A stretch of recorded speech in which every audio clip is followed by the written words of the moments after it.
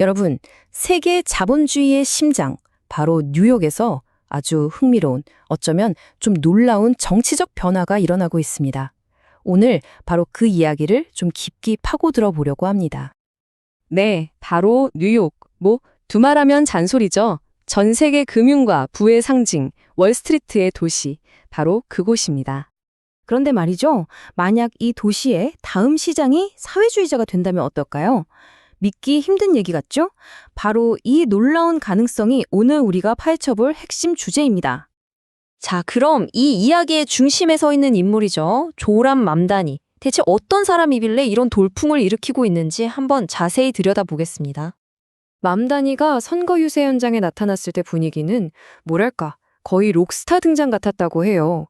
한 지지자는 그를 보자마자 세상에 라면서 입을 다물지 못했죠. 그의 카리스마가 어느 정도인지 딱 보여주는 한 장면입니다.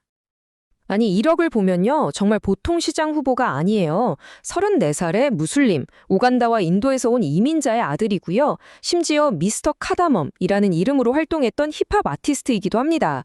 그리고 가장 중요한 거, 스스로를 미국 민주사회주의자 DSA의 회원이라고 밝히고 있죠. 여기서 말하는 민주사회주의는요. 급진적인 부의 재분배나 강력한 공공서비스를 지지하긴 하지만 우리가 흔히 생각하는 그런 권위주의적 공산주의와는 확실히 선을 긋는 개념입니다. 그럼 그가 내세우는 비전은 뭘까요? 사실 굉장히 간단하고 명쾌합니다. 치솟는 임대료는 잡고 버스는 무료로, 보육도 무료로 하자는 거예요. 그럼 돈은 어디서 나오냐고요? 바로 부자들에게 세금을 더 걷어서 마련하겠다는 거죠. 사실상 현대판 로빈후드 같은 메시지인데 이게 팬데믹 이후에 불평등이 심해지고 물가가 폭등하면서 지칠 대로 데친 서민들 마음에 아주 강력하게 파고든 겁니다. 자, 그럼 도대체 어떻게 이런 파격적인 메시지가 먹혀들었을까요? 이제부터는 그의 선거 캠페인이 얼마나 역루했는지 그 구체적인 전술들을 하나씩 뜯어보겠습니다. 맘다니 팀은요, 소셜미디어를 정말 기가 막히게 활용했습니다. 이른바 바이럴 순환고리라는 걸 만들었는데요. 보세요. 일단 버스를 타는 것처럼 아주 평범한 일상을 하나의 이벤트처럼 만듭니다. 거기서 시민들과 나누는 진솔한 대화를 그대로 찍고요. 이걸 아주 짧고 공유하기 좋게 편집해서 틱톡이나 인스타그램에 쫙 뿌리는 거죠. 이게 그야말로 대박을 친 겁니다. 이런 유세 과정에서 아주 재미있는 순간이 있었습니다. 길을 가던 한 사람이 그를 향해 대놓고 소리쳤어요. 공산주의자! 자, 보통 같으면 당황하거나 화를 낼 법도 한데 맘다니의 대답이 정말 재치 있었죠. 공산주의자, 커뮤니스트라고 외치니까 웃으면서 자전거 타는 사람, 사이클리스트라고 받아친 거예요. 발음이 비슷하잖아요. 이런 식으로 자신을 향한 공격을 순식간에 유머러스한 바이럴 영상 소재로 바꿔버리는 순발력, 이게 바로 그의 강점이었죠. 비슷한 예가 또 있습니다. 브리토 게이트라는 건데요. 반대파들이 어떻게 지하철에서 브리토를 먹을 수 있냐고 비난을 한 거예요. 정말 사소한 거죠. 근데 맘다니 캠프는 이걸 그냥 넘기지 않았습니다. 오히려 이걸 가지고 장난을 쳤어요. 아예 캠프 사무실 와이파이 이름을 브리토 게이트로 만들어 버렸죠.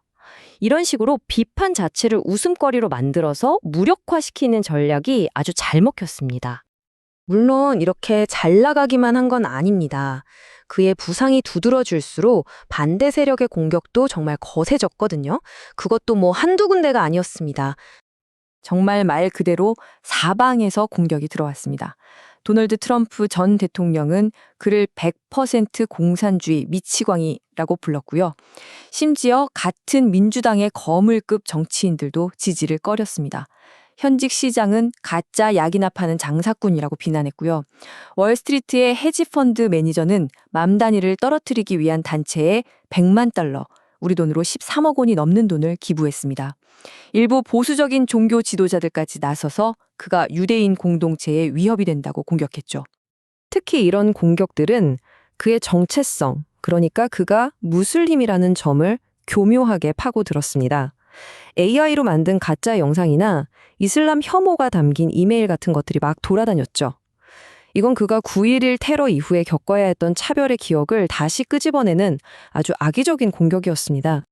하지만 여기서 맘다니가 정말 중요했던 건 이걸 피하지 않고 정면으로 맞섰다는 겁니다. 그는 연설에서 이렇게 말했죠. 나는 내가 먹는 방식이나 기도하는 방식을 바꾸지 않을 겁니다. 하지만 한 가지는 바꿀 겁니다. 나는 더 이상 그림자 속에 숨어 있지 않을 겁니다. 라고요. 자신의 정체성을 약점이 아니라 오히려 지지자들을 하나로 묶는 강력한 힘으로 만들어버린 거죠. 그런데 그의 이스라엘에 대한 비판적인 입장은 뉴욕의 유대인 커뮤니티 안에서 아주 뚜렷한 세대 갈등을 낳았습니다. 이 그래프를 한번 보세요. 35세 미만의 젊은 유권자들 사이에서는 지지율이 무려 66%에 달하는데 50세 이상으로 가면 38%로 뚝 떨어지죠. 이건 단순히 맘다니 개인에 대한 호불호를 넘어서 지금 미국 사회 전체에서 나타나고 있는 세대 간의 큰 시각차를 보여주는 아주 중요한 지표라고 할 수 있습니다. 자, 그럼 이런 현상이 과연 뉴욕에서만 벌어지는 특별한 일일까요? 아니면 더 큰 흐름의 시작을 알리는 신호일까요? 이 질문의 답을 찾기 위해서 이제 시선을 미국의 반대편 해안으로 한번 돌려보겠습니다. 네, 맞습니다. 이건 뉴욕만의 이야기가 아니었어요. 비슷한 시기에 또 다른 대도시에서도 아주 중요한 승리가 있었습니다. 바로 시애틀입니다. 이것도 뉴욕처럼 기술과 상업의 중심지죠. 여기서 43세의 사회주의자 KT 윌슨이 현직 시장을 꺾고 당선되는 이변을 일으켰습니다. 그녀가 내세운 공약, 놀랍도록 맘다니와 비슷합니다. 감당 가능한 주거, 세입자 보호, 부자 증세. 시애틀 역시 전국 평균보다 생활비가 훨씬 비싼 곳이었거든요. 결국 두 도시의 유권자들이 비슷한 문제에 직면했고 비슷한 해결책을 제시한 후보에 손을 들어준 셈입니다. 이런 현상을 두고 민주당 내에서는 지금 그야말로 거대한 논쟁이 한창입니다. 한쪽에서는 그러니까 기성 정치 컨설턴트 같은 사람들은 민주당은 죽었다. 이 사회주의자들이 그 시체 속으로 기어들어오고 있다면서 이건 극진파에 의한 점령이라고 비판합니다. 하지만 반대편, 그러니까 DSA 같은 민주사회주의자들은 다르게 생각하죠. 좌파가 너무 오랫동안 권력을 비판하는 데만 만족해왔다. 이제는 우리가 직접 권력을 잡아야 한다면서 이건 불평등과 파시즘의 위협에 맞서기 위한 필연적인 쇄신이라고 주장하고 있습니다. 그래서 결국 우리는 이 마지막 질문 앞에 서게 됩니다. 지금 우리가 보고 있는 이 놀라운 승리들이 과연 미국 정치의 미래를 보여주는 걸까요? 아니면 그저 동부와 서부의 일부 대도시에 국한된 일시적인 현상에 불과할까요? 아마 이 질문에 대한 최종적인 답은 앞으로의 역사가 써내려가게 될 겁니다.